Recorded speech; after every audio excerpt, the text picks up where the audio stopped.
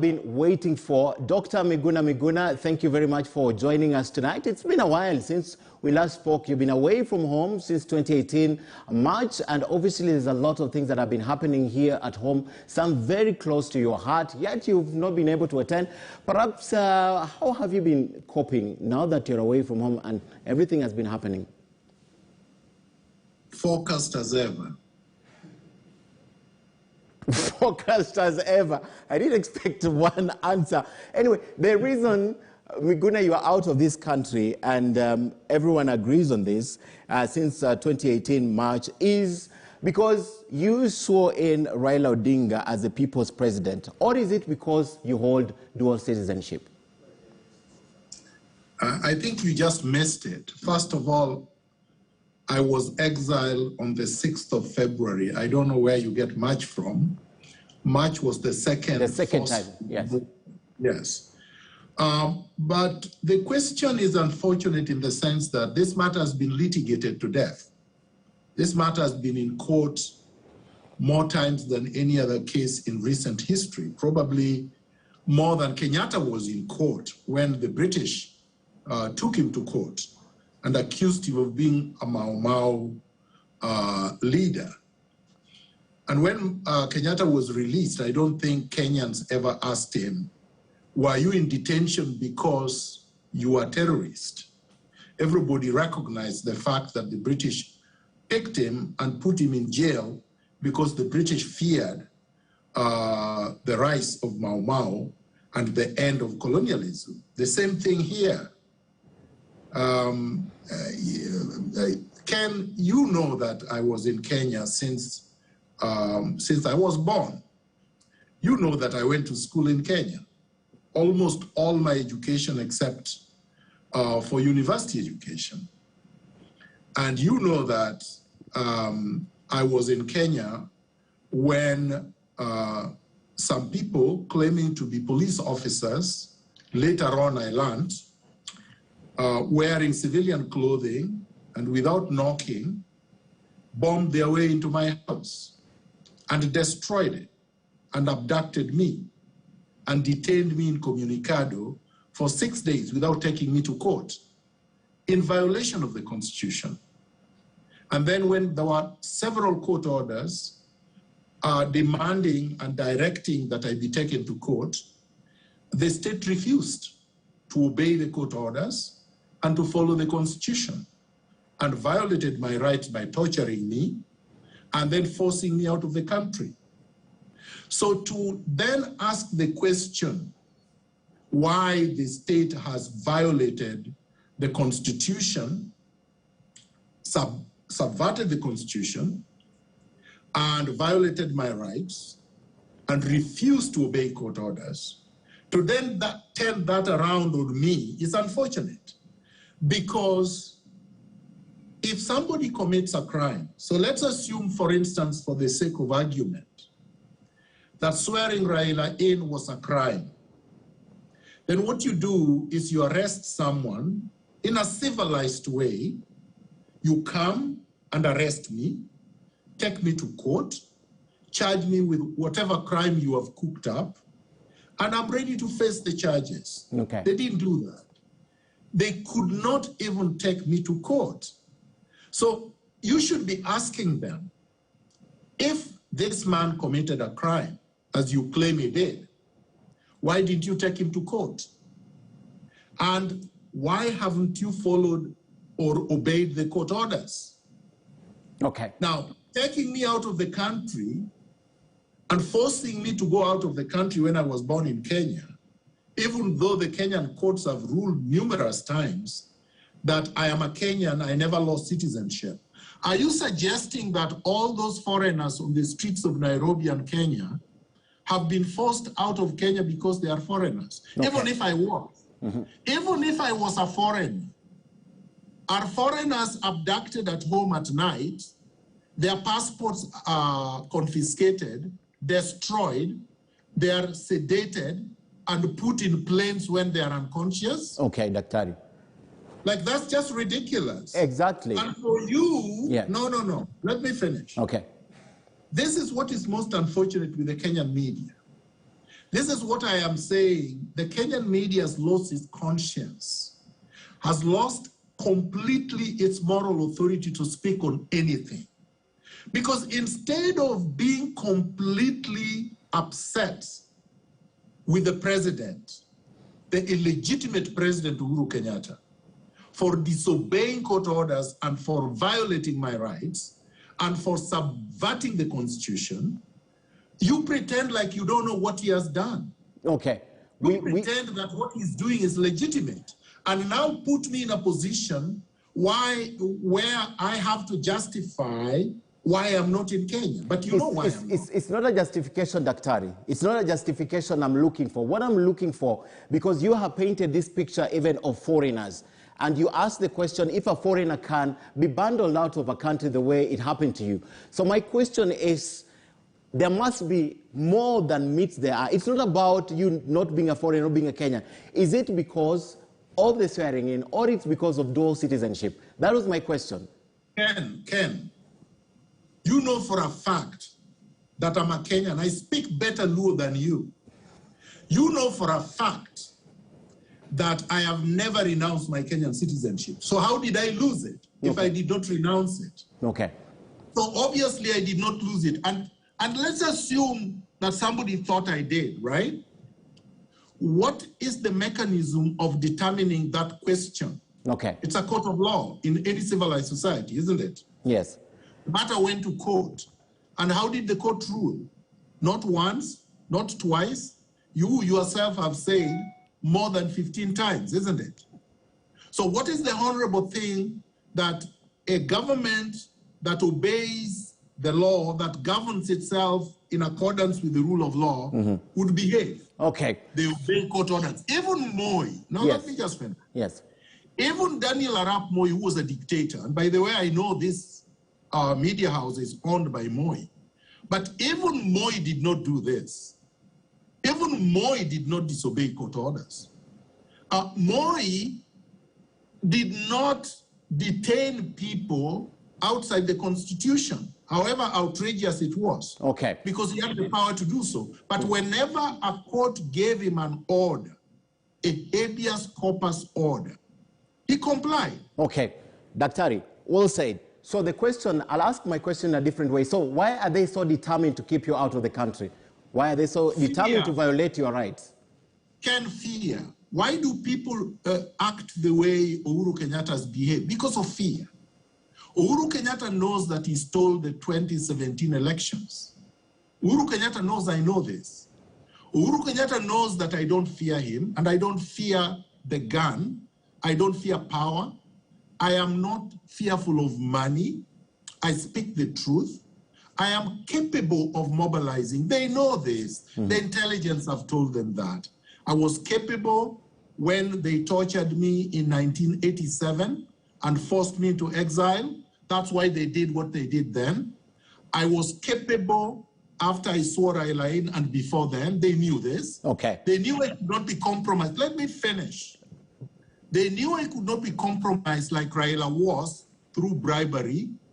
They knew that even if Raila was bribed the way he was, and he ended up calling for an artificial peace that did not justify the deaths, did not do justice to the deaths that had been perpetrated against his supporters, I would not have agreed. Okay. And because they feared that I would be able to mobilize and to organize an effective resistance to their conmanship, they decided, because of fear, we get him out of the country. But that was not their first option. Yes. Let me tell you this. Yes. That was not what they wanted to do first.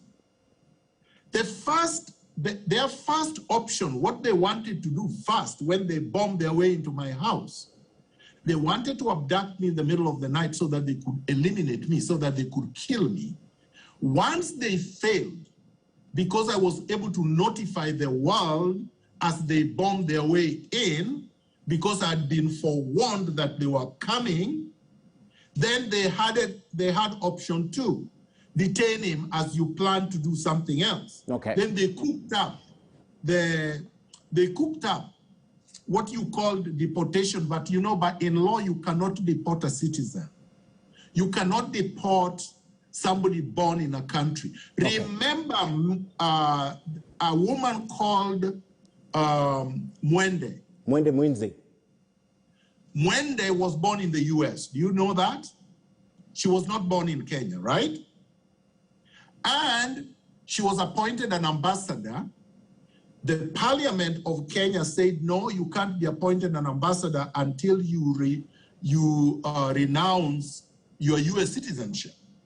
She refused. Where is she?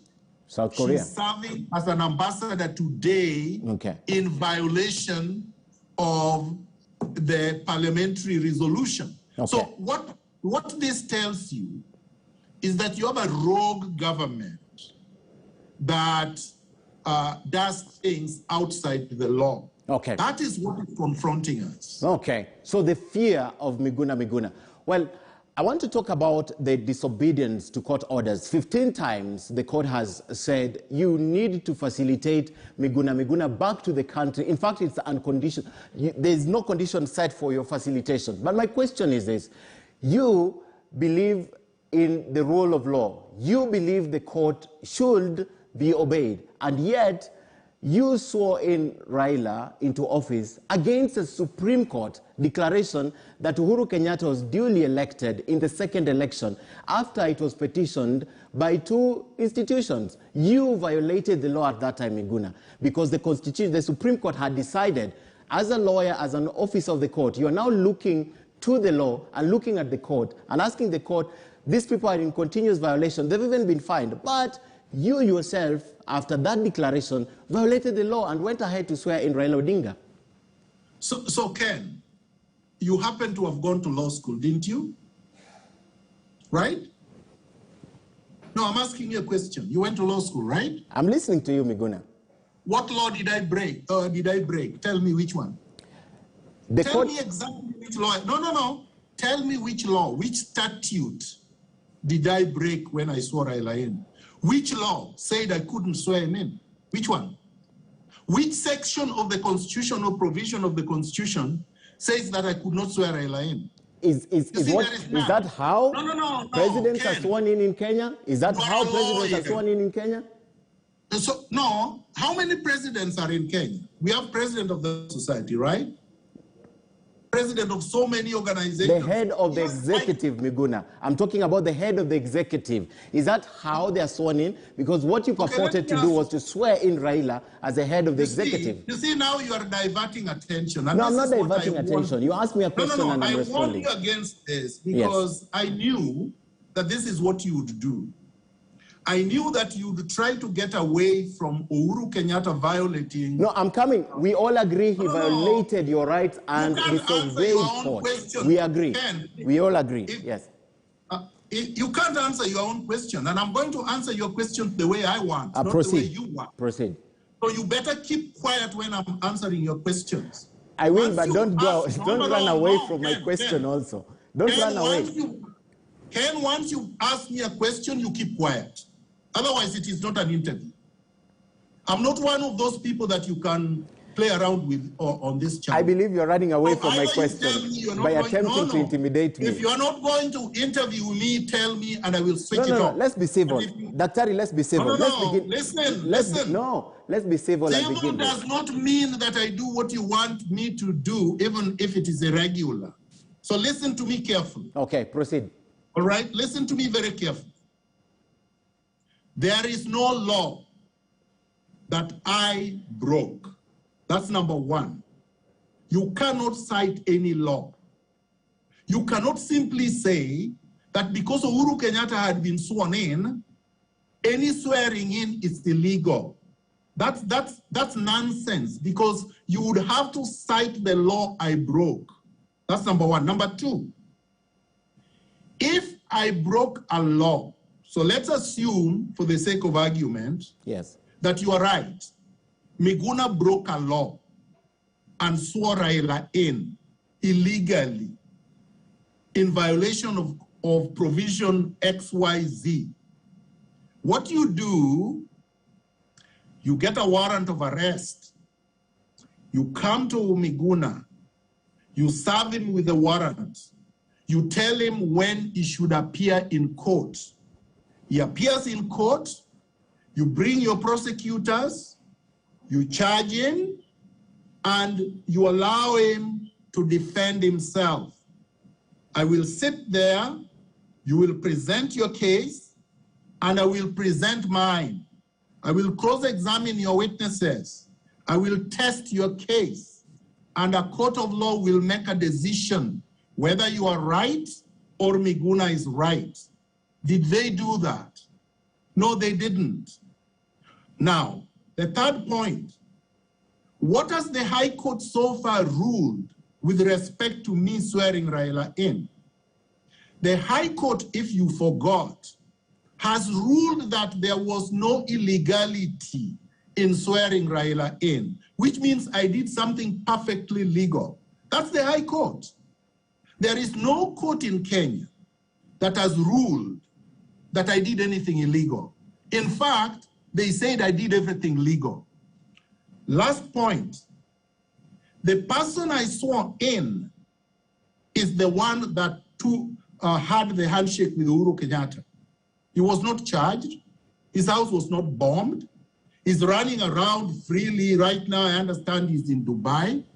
So how can you have the audacity to accuse me of swearing somebody in illegally when you have not charged that person?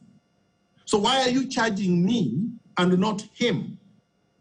Do you understand? And that is how ridiculous your question is, because you have not asked Raila that question. You have never asked him that question, and yet you've had 4 years to do so.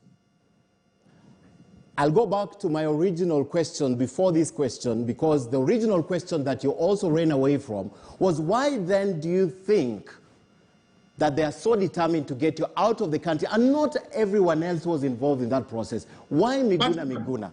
Why Miguna Miguna? That was my original question. Because Miguna is not Ken. He's not a coward. Okay? Miguna is not you.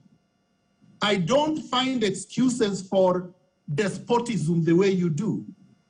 I am different from Raila Odinga. Okay. They know that I will not compromise and I will not be bribed. That's what I told you. It's fear. I led the NRM, okay? And they purported to ban it. Why do you think they banned it? They didn't ban KOTU. They didn't ban KTN.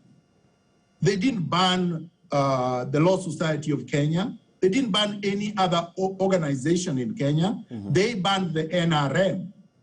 But what did the court do? The court said you cannot ban the NRM. So the NRM is completely legitimate and legal. Okay. All right? Okay. So what I'm saying, my friend, I answered this question, but of course you forgot or you deliberately ignored my answer. I used the word fear. Fear can make you do things that are illogical, that are irrational, that are completely malicious. And that's what Uhuru Kenyatta is doing. Okay. He's acting on fear. Okay. Uhuru Kenyatta, Daktari, with all the machinery that he has as the president, the head of state, fears Miguna Miguna. So what is so difficult to understand there? Why was Tom Mboya assassinated? Because of fear. Why was Dedan Kimathi killed by the British? Because of fear. Why was Pio Gama Pinto assassinated by Kenyatta? Because of fear. Why was Ouko killed by Daniel Arap Moi? Because of fear. Why was Professor Odhiambo Mbai killed? Because of fear. What is so difficult to understand there, Ken? Okay, so at what point you have completely, as Miguna Miguna, refused to recognize President Uhuru Kenyatta, who has served for 4 years? You have said deliberately you will not recognize that presidency. Is there a legal or constitutional obligation on me to recognize Uhuru Kenyatta? None. So why are you asking that question? There is absolutely nothing that requires that I must recognize him. And I will not. Okay. So because I have no duty to recognize anybody. Okay. He has a duty because, you see, you don't pay me, Ken. He doesn't pay me. I earn my own living. Therefore, I have no responsibility to do anything you want. Okay. I am a private citizen just like any other citizen in Kenya, the unemployed, the workers, the students, anybody who is not holding public office. Okay. So I will not recognize Uhuru Kenyatta because he's illegitimate. Okay. With the hindsight of what happened when Raila Odinga was sworn in, Dr. would you do that again if you had another opportunity? I would do it 1,000,000 times because it is the right thing to do. Okay. Listen to me, Ken. I did not do it because I love Raila Odinga or because I like him. In fact, I don't like him. If anybody wins an election, it doesn't matter who it is. So, for example, I don't like Wetangula. I don't like him at all. I think he's a big crook. But if Wetangula today wins an election, credibly, I would say amen. Okay. It does not matter what the state does. It does not matter what IEBC does. It does not matter what Ken does.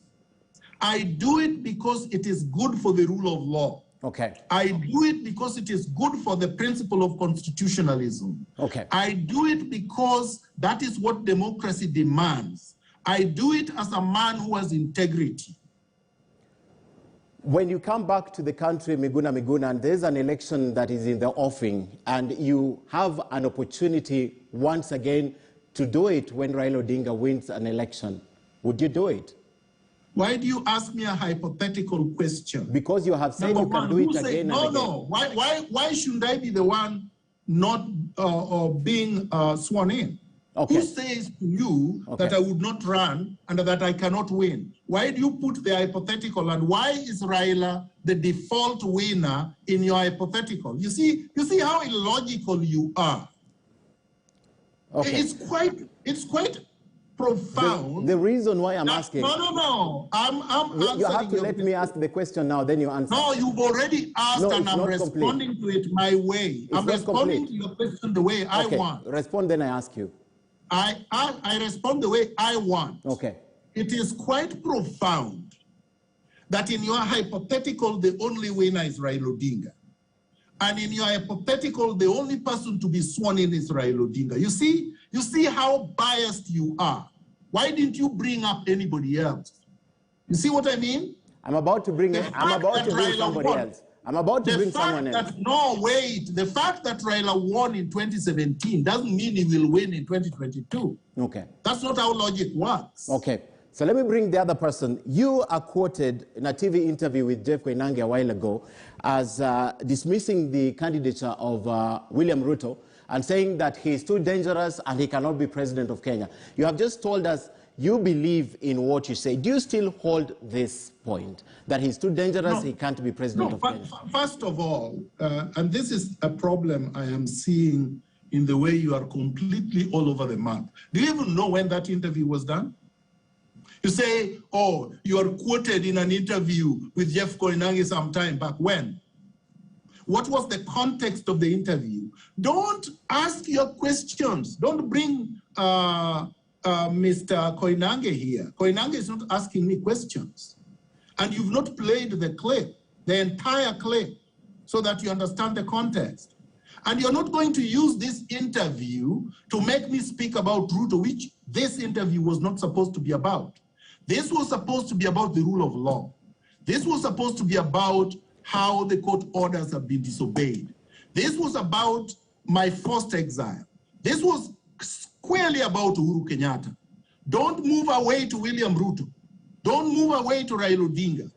Let's deal with the culprit who has violated the constitution and disobeyed the court orders. So I'm not moving to your target. You're not going to make me talk about Ruto. The same way, Miguna, the same way you will answer the question, the way you want to answer it, is the same way I'm going to ask my questions, the way I want to ask them. So are you going to talk about that, or we move on? I'm not going to talk. No. We can move on to other things. We have a lot to talk about tonight. We have a lot to talk about. So if you don't want to answer, I can move on. Stupid. Yeah. Ken, one thing you will learn about me, right? You can say anything you want about me, but I'm not stupid. Okay? So number one, I'm not going to fall into your trap of diverting attention from what we had agreed we were going to talk about. We discussed this, and I was very clear. I was very clear with your colleague, Sophia Wanuna, and I was very clear with you. I said, focus on the issues.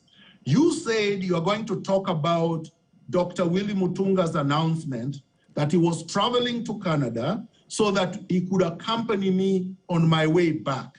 And we were going to be able to talk about the rule of law. I'm not going to be diverted.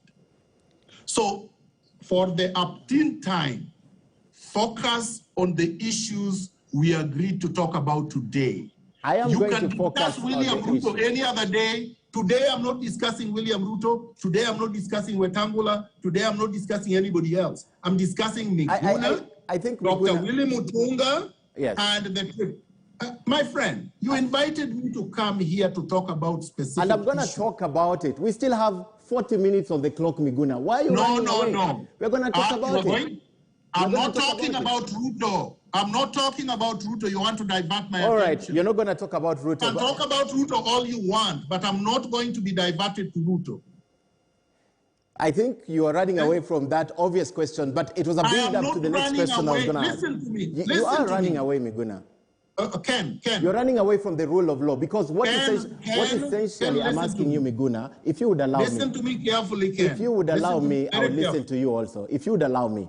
I'm building up to the rule of law and how the government violated your rights. I'm building to that. So if you could just allow me and answer the question, then I will tell you that the same... Yes, Miguna. Ken, you're not going to get through me. Okay, good enough. Let's talk about the rule of law. Let's talk about the rule of law and the fact that you are out. 15 times, Miguna, the government has been told to facilitate your return. And the officers who are involved in your, what you say is not deportation, because you can't deport someone without trial, you can't deport a citizen of a country, have even been fined in court. I'm going to read a few of the quotes from the statement that was made by CJ Emeritus, Dr. Willie Mutunga. And I'll just bring them up. But one of the things that he has stated on this is that he has decided to undertake this journey to support and defend the independence of the judiciary, its authority, and the people's confidence in it. That's the first thing the CJ Emeritus said. I'm going to read the other one now. It says, Miguna has a court order that grants him safe passage into the country. Ideally, he should be able to enter and leave the country as he pleases, but that is not the case. I demand the government comply fully with the orders, including the prompt payment of all awards, cost, accruing interest. Justice demands the same. That is the second one. I'm going to read the last one, Miguna, before I open this for you. To date, none of the court, they're yet to expunge any of those contempt proceedings against them. That's the state. They therefore continue to undermine the rule of law and to violate the oath of office they took as state officers. Daktari, who is Willie Mutunga referring to in his statement against the judiciary? No, Willie Mutunga has not said anything against the judiciary, so I don't understand. Who is he referring to that have disobeyed the judiciary? That's my question. I have the statement of Dr. Willie Mutunga in front of me. Yes. Okay. Yes. And there is nowhere where Willie Mutunga has said anything against the judiciary, which is what you say. No, that's not what I said. I said, who is he referring to who have been violating the orders from the judiciary, Miguna? But I thought it is in the statement that you just read. In fact, he has actually listed the contemners. I mean, why are you reading this partially? So anyway, let me focus you on the statement that he made so that I can answer it directly, right? Yes. Page 2 of his statement. He has named them. He said the government of Kenya, the government officials, number 1, Dr. Matiang'i, Major Kialangwa, the Director General of Police, who was Joseph Boynet, the Director of Criminal Investigations, George Kinoti, the officer in charge of the flying squad, Said Kiprotich, the officer commanding police station at the Jomo Kenyatta International Airport, the Attorney General of Kenya. I mean, he has named them. Yes. And these were parties to the proceedings that led to the decisions that he's referring to. Why are you saying you don't know who Dr. Mutunga is referring to? I didn't say that. When he says the government of Kenya, is he referring to the same person you have been referring to, President Uhuru Kenyatta? My friend, who is the head of government in Kenya? He said the government. Is this not childish? He said the government It's childish of Kenya. to ask me. It's rather childish to ask me, who is the president of Kenya? Who is the head of government? Who is the head of state? Who is the commander-in-chief? Who ordered the people to break into my house? It's Despot Uhuru Kenyatta. What is so difficult there? So and I have had people, yes. Let me say this. Yes. I have had people claiming that the word despot is an insult. It is not. It's an English word that describes an act by a person like him who disobeys court orders, violates the constitution, tortures, orders people's property to be destroyed, forces citizens to be held from countries, issues illegitimate, illegal red alerts to prevent them from coming in, and then refuses to swear in judges even when they have been appointed and there have been many, many orders. And then his name appears in the Pandora box and he said he was going to release a statement and does not do so. That's a despot. Dr. Willie Mutunga does not hold any public office. Dr. Willie Mutunga is a very respectable man in the country. I mean, so many positive things can be said about Dr. Willie Mutunga, but this journey he has taken, Miguna Miguna, on the 16th of November, do you see hurdles on the way of Dr. Willie Mutunga? If there were no hurdles, he would not be making the trip. And he has said that himself. You see, he's very capable of speaking for himself. And if you wanted to interview him, you could have. You are interviewing me. So today, I can only give you what I am doing, what this case is about. But okay, so let's go to your question, however misguided it is. Dr. Willie Mutunga happens to be not just a respectable Kenyan, which he is. Dr. Willie Mutunga is an advocate and has been an advocate for more than 50 years. Dr. Willie Mutunga has been a human rights activist. Dr. Willie Mutunga has been a political activist and a former detainee who has gone through some of the things I've gone through. Dr. Willie Mutunga happens to have been the first Chief Justice, head of the judiciary, and president of the Supreme Court of Kenya after the promulgation of the Constitution of Kenya 2010. That's a very important person in the world. Yes. All right? So he's not just like any other person. So when you say he's just like any other person, you are wrong. A former Chief Justice is not like any other person. And when a former Chief Justice decides that I'm going to do this, you better pay attention because the world is paying attention. Okay? So I don't know what your problem is with what Dr. Willie Mutunga has decided to do, because you can do the same. You can also say, Miguna, I'm accompanying Dr. Willie Mutunga to Canada so that we can make the trip, symbolically to show that these court orders have to be obeyed. All right?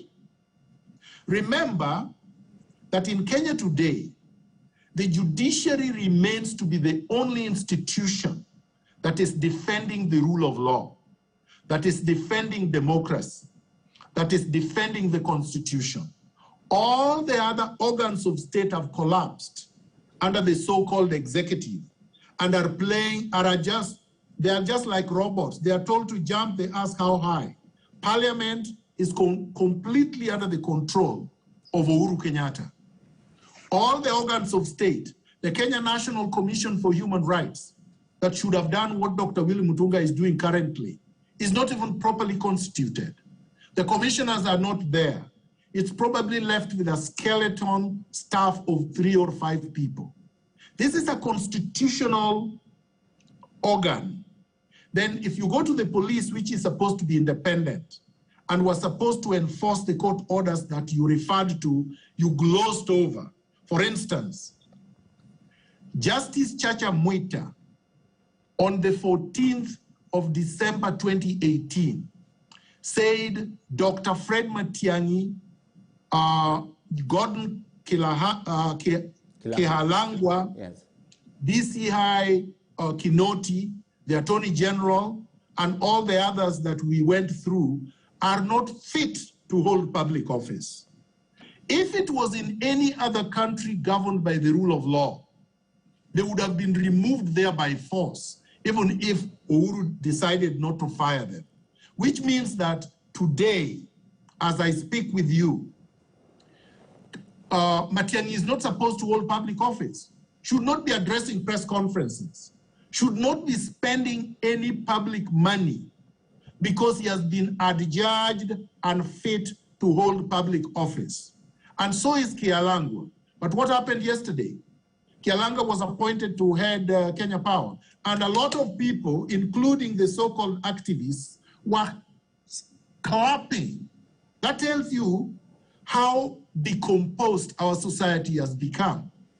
Not only that, Justice Odunga, on the 28th of March, 2018, convicted Fred Matiang'i, Boynet, Kihalangwa, and Kinoti, plus others, and fined them 200,000 shillings each.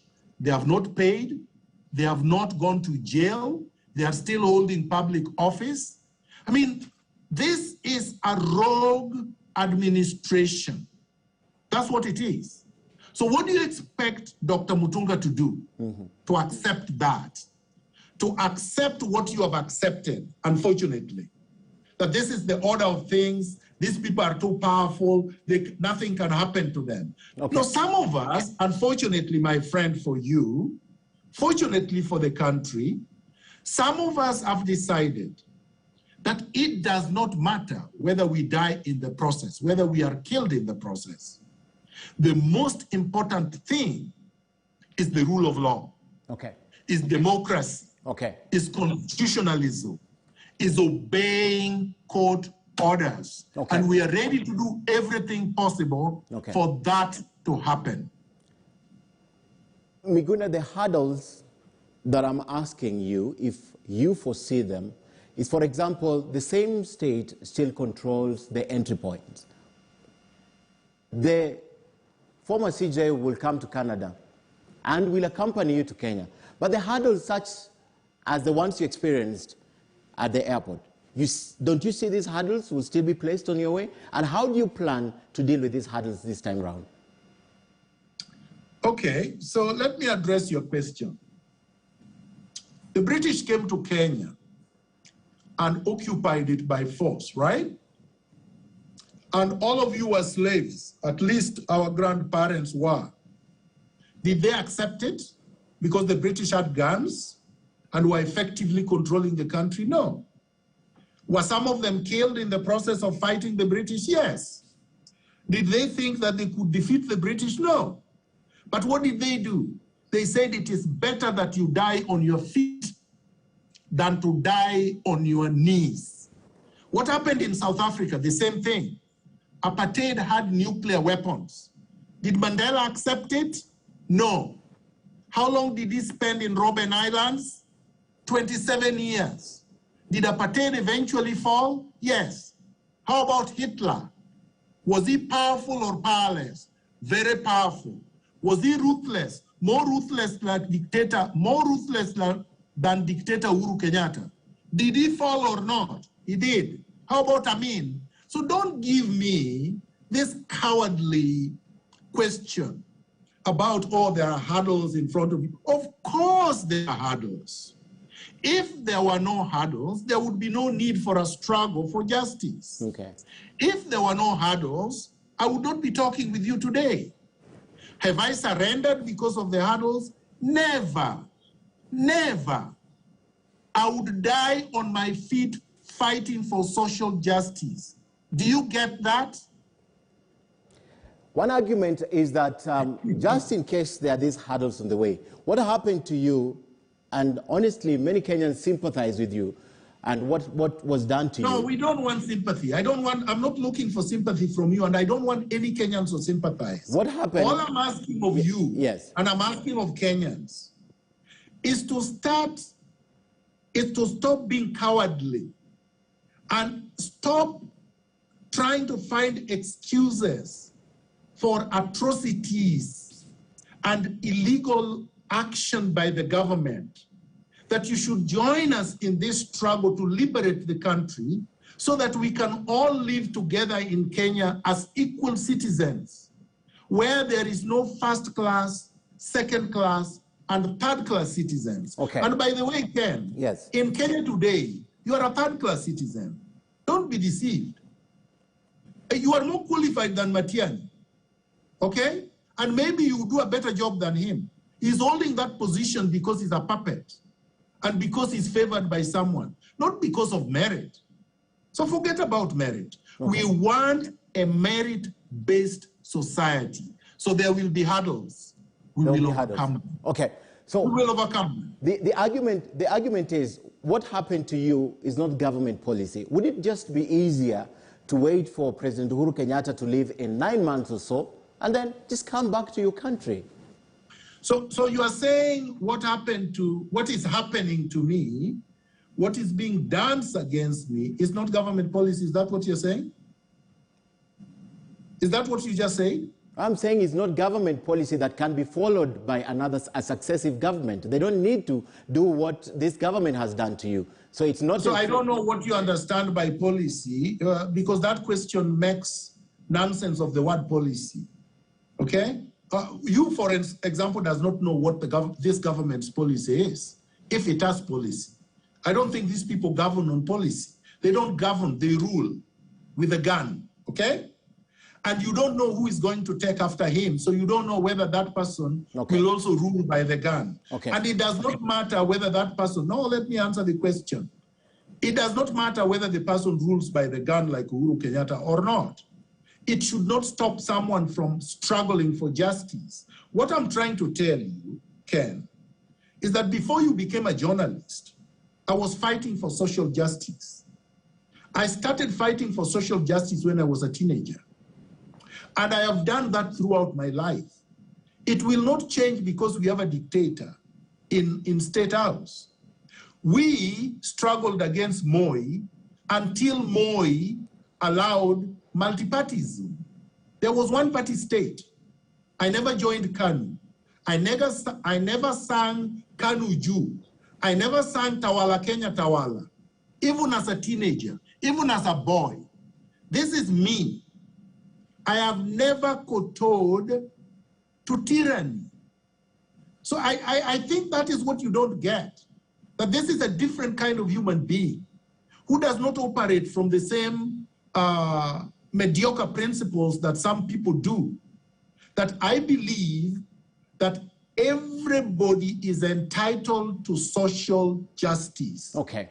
And I am going to die fighting for that. Okay. If it happens in my lifetime that we have it, so much the better. Okay. So if it happens that it does not happen in my lifetime, so be it. History will record that there once lived a man called Miguna Miguna. He fought for social justice. Okay. I will be satisfied. So, Daktari, I get it. This is about social justice. It's not even about Miguna Miguna as a person. It's about social justice, and that's the reason why even the former CJ is taking this up. Listen, as I said before, number one, you can talk to him, and he's already spoken to this issue anyway. He has said it. He has said there are two reasons why he's taking this up, right? He said it in his statement. He said first, it is because of the continued flagrant and reprehensible defiance of the government of Kenya, its agencies and senior officials against the numerous valid court orders in favor of Miguna. Two, I have decided to undertake this journey to support and defend the independence of the judiciary, its authority, and the people's confidence in it. He gave 2 reasons. Yes. Now, so a struggle for justice cannot be about a person. Okay. A person is a victim, one person. But this thing could happen to you. And it is happening to a lot of Kenyans. Remember, Ken, thousands of people were killed after the elections in 2017. Thousands were killed in 2013. Thousands were killed in 2017, 2007, 2008. A lot of Kenyans have died between 2018, when I was abducted from my house, up to now. In fact, there were more than 5 people shot dead on the day I was abducted in Kisumu. So this cannot be about just Miguna. This is about the rule of law. This is what I've said. Okay. But it concretizes, it finds symbolism in one injustice being done to one man. And this has always been the case. Okay. Look at the Arab Spring. It started in Tunisia with a young man banning himself in public because of the atrocities happening around him, and nothing was happening. It has to be triggered. It has to find symbolism in something that is so outrageously unjust. Okay. But you can't reduce it to that. And honestly, I'm surprised that you don't think that injustice is all around you.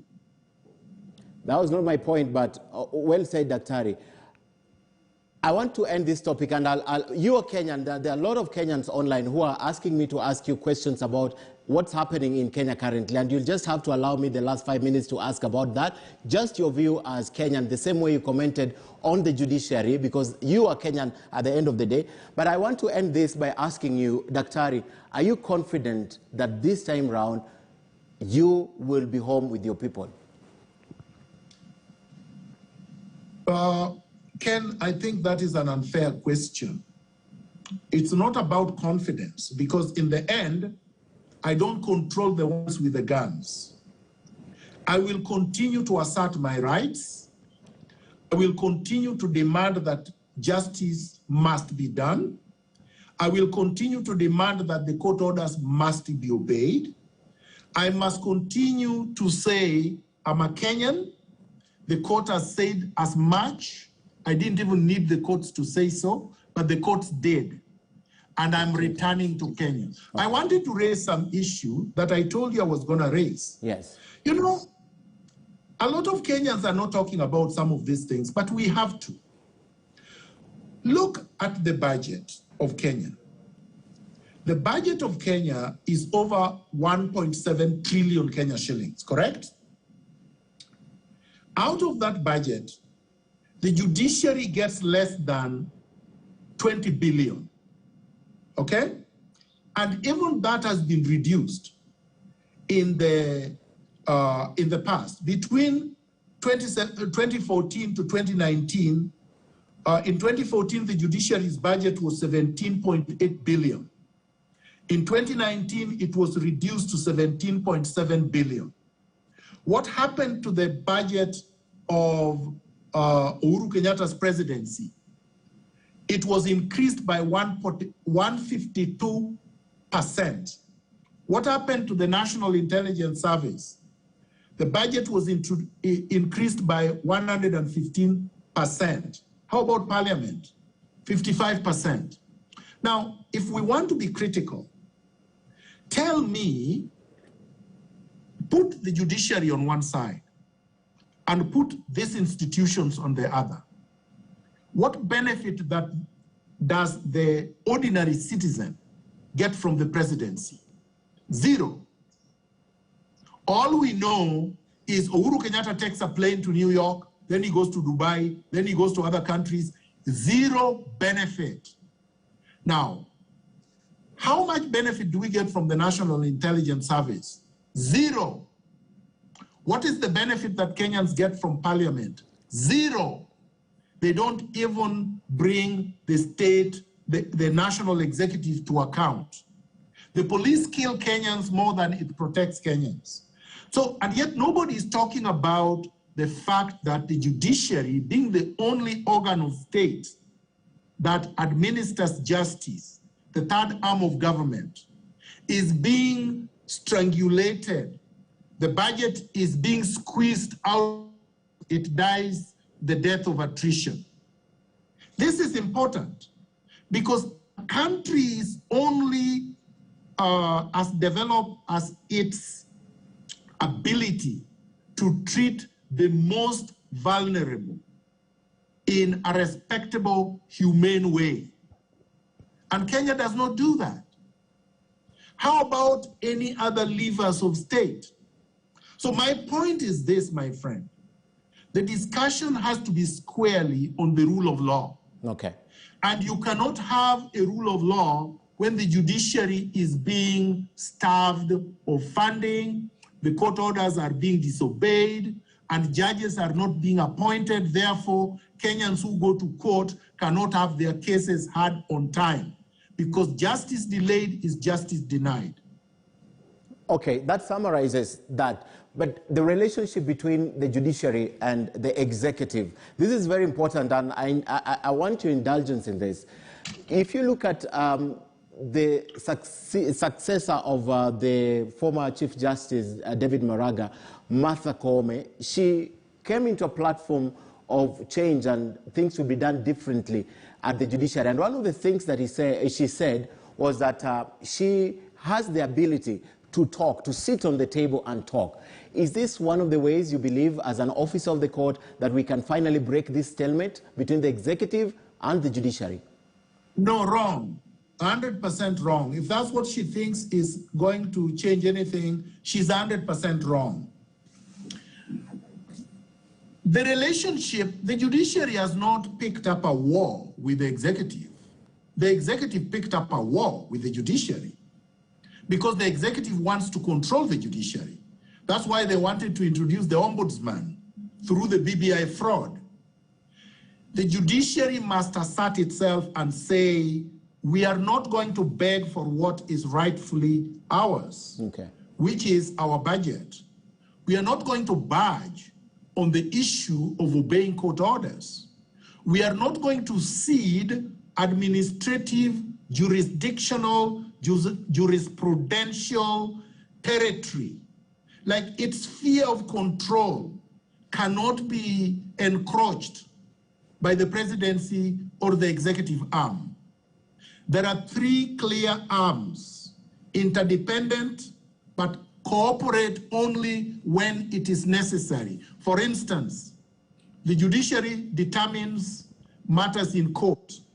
Once the judiciary issues court orders or judgments, the executive must enforce it. There should be no argument. Okay. You don't argue, you don't negotiate, you don't bribe, you don't coerce, and you don't beg. Here, where I am, and I'm talking from my office, I get a court order, it's enforced within 30 days, I don't have to say anything. Okay. And if it is not done, I go to court and that person is locked up, no questions asked. Okay. So that's the way it's supposed to be. Somebody should not be telling you that you have to respect the president. Respect is not constitutional. Respect is earned, and it has nothing to do with the law. Okay. So if somebody wants respect, they must behave in a manner that will bring respect to them. Okay. It cannot be commanded. Daktari, I have a minute or 2 minutes. And my final question to you is, Kenya is going to an election next year. I want you to look into that election, and Kenyans who are watching you tonight, what must they look out for, or what must they look at when they're going for the election in the next year that will develop this country and get this country from where we are currently? First of all, there is going to be no election next year. It's going to be a coronation exercise. It's not an election. You cannot have an election when the Electoral Commission is not independent. You cannot have a fair, credible, and transparent and accountable election when the National Intelligence Service is the one that determines who the winner is. You cannot have an election, an effective election, when those who are supposed to superintend over it, For example, the CS for ICT has already said they are supporting Raila Odinga, and he's supposed to be responsible for the transmission of results. The CS for Interior, who is supposed to be in charge of the police, who are supposed to ensure that there is peace and stability and order, and that everybody is treated equally, has already taken sides, that he's supporting Raila Odinga. You cannot have a credible election. So therefore, next year, there will be no credible election. One person will be declared president. Other people will be declared losers. The ones who are declared losers will not accept the results, whoever they are, and there will be trouble next year. Okay. And people will have to take their decision accordingly. Okay. So I will not sugarcoat it. I will not tell you how peaceful elections will be. I will not tell you how orderly they will be. I will not tell you how credible they will be. They will not be credible. Okay. So whether Ruto, Raila, Miguna, Mijungu, whoever they are, is declared a winner would be of no consequence to me. Okay. So what we have to fight for is to have a credible electoral infrastructure and institution. We don't have one. Number two, we must overhaul our governance system so that the country is governed in accordance with the rule of law, so that people know that if you have a 5-term period to serve, you serve the country. When that term ends, you go home. Okay. Daktari, asante sana. Thank you for coming to our show tonight and speaking to us. Looking forward to the 16th, and let's see what happens. Before we end the show tonight,